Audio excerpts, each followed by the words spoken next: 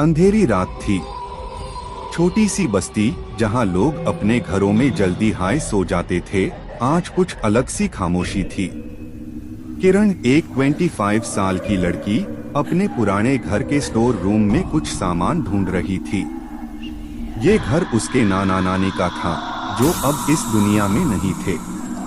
किरण के पेरेंट्स ने ये घर बेचने का फैसला किया था और उसकी जिम्मेदारी थी घर खाली करने की।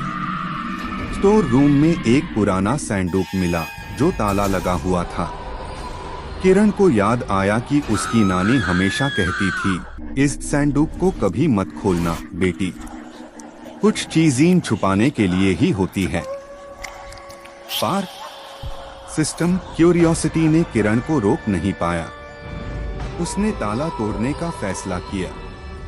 एक पुरानी चाबी जो उसने नानी के कमरे में देखी थी, उसने जल्दी से उठाई और सैंडुक खोल दिया। अंदर एक पुरानी डायरी थी, साथ में एक तस्वीर एक औरत की जिसकी आंखें किरण से मिलती जुलती थी। डायरी के पन्ने खोलते ही उसका दिल जोर से धड़कने लगा।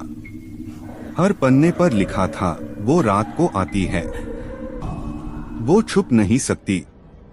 किरण ने डायरी बैंड की, पर तभी उसने महसूस किया कि कमरे की हवा ठंडी हो गई थी। एक धीमी सी सिसकी की आवाज आई, जैसे कोई रो रहा हो। उसने पलटकर देखा, पर वहां कोई नहीं था। दिल में डर बैठ गया, लेकिन उसने खुद को समझाया कि शायद ये उसका वहम है। रात के 2 बज रहे थे और बिजली भी चली गई। अब सिर्फ उसकी टॉर्च की रोशनी थी। तभी एक अजीब सी आवाज आई, जैसे कोई धीरे धीरे चल रहा हो, पर कदमों की आवाज नहीं थी, सिर्फ एक साया दीवार पर दिखा। किरण का हाथ कांप रहा था। उसने टॉर्च उठाई और आवाज की तरफ बढ़ी।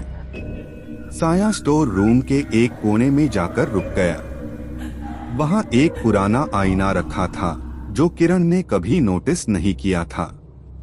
आईने में उसने देखा, उसका अपना चेहरा नहीं, बल्कि वही औरत का चेहरा था जो तस्वीर में थी।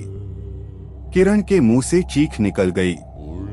उसने डायरी उठाई और पढ़ना शुरू किया। डायरी में लिखा था कि उसकी नानी की बहन राधा इसी घर में एक रात गायब हो गई थी। लोग कहते थे कि उसने खुदकुशी की। पार डायरी के आखिरी पन्ने में